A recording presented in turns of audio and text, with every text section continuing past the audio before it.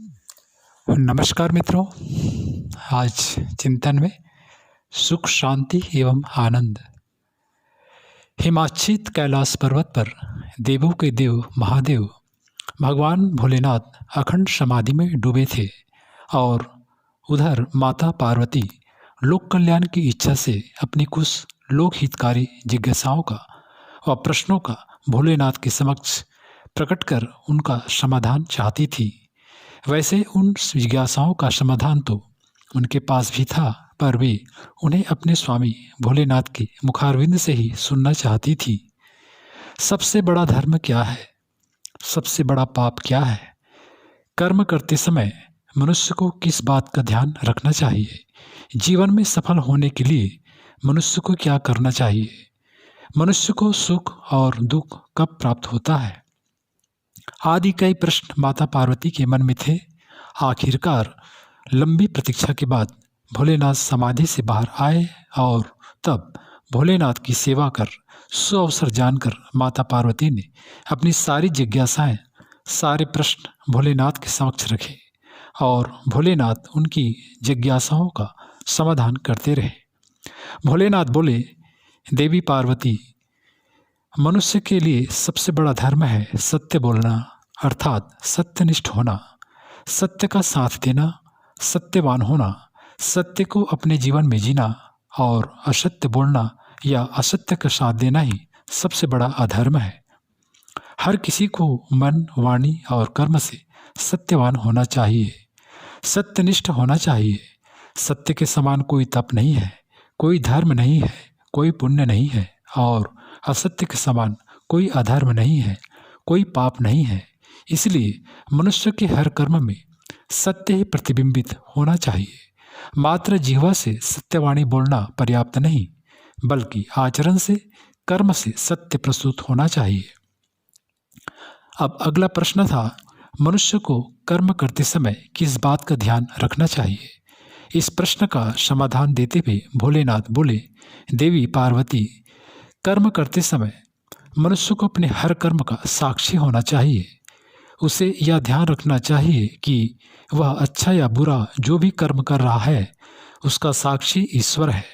वह सर्वव्यापी ईश्वर उसके हर कर्म को देख रहा है।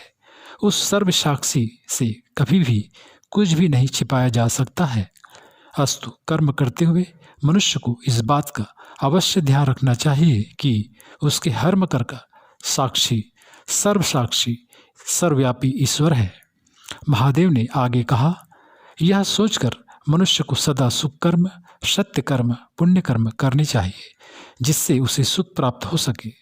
जो मनुष्य यह सोचता है कि वह जो कुछ कर रहा है उसे उसके अलावा कोई नहीं देख रहा है, वह जीवन भर अशुभ कर्म, पाप कर्म करता जाता है और उसके परिणाम स्वरूप वह दुख पाता रहता है।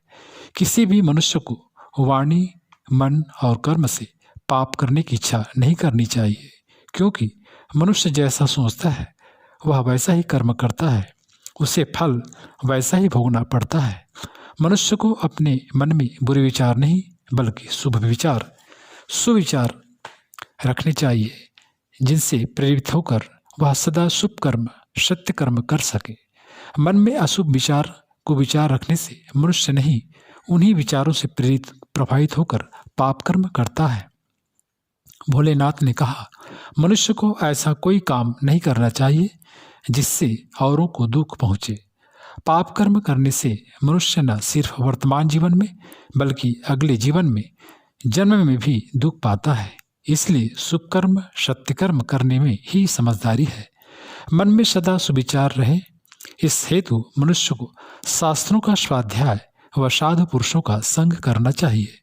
पापी और असाधु मनुष्यों का संग नहीं करना चाहिए, क्योंकि मनुष्य की जैसी संगति होती है वह वैसे ही विचार, सुविचार व गुण दोष ग्रहण करता है, उनसे प्रभावित प्रेरित होता है व तदनुरूप कर्म करता है। माता पार्वती ने पुनः प्रश्न किया, प्रभु, सफल व सुखी होने के लिए मनुष्य को क्या करना चाहिए? भोलेनाथ ने बोले, देवी पार्वती, संसार में हर मनुष्य का किसी न किसी वस्तु, व्यक्ति, स्थिति, परिस्थिति से लगाव होता है, आसक्ति होती है। मोह, आसक्ति मनुष्य की सफलता में बड़ी बाधा है। इसलिए मनुष्य को मोह आसक्ति से मुक्त होकर कर्म करना चाहिए। महादेव बोले, सफल होने के लिए मनुष्य को कभी भी अनुचित साधन या उपाय का सहारा नहीं लेना चाहिए। सफलता पाने के लिए साधन भी पवित्र ही होने चाहिए, क्योंकि अनुचित व गलत तरीके से प्राप्त सफलता अंततः दुखदायी ही होती है और सच्चाई, ईमानदारी व पुरुषार्थ से प्राप्त सफलता सुखदायी होती है। भोलेनाथ बोले, अब आपने जो प्रश्न किया है कि सबसे बड़ा दुख और सुख क्या है, तो हे देवी पार्वती, इस संबंध में यह बात सत्य है कि मनुष्य की तृष्णाओं यानी इच्छाओं से बड़ा कोई दुख नहीं होता और इच्छाओं को छोड़ देने से बड़ा सुख नहीं होता। क्यों? क्योंकि इच्छाएं ही बंधन है और इच्छाओं से मुक्त हो जाना ही मुक्ति है और उसी में सुख है। महादेव ने प्रसन्नतापूर्वक माता पार्वती से कहा कि हे पार्वती, लोक कल्याण की इच्छा से आपने जो प्रश्न किए हैं उनसे मैं आपसे अतिशय प्रसन्न हूँ। इस प्रकार शिव पार्वती संवाद समाप्त हुआ।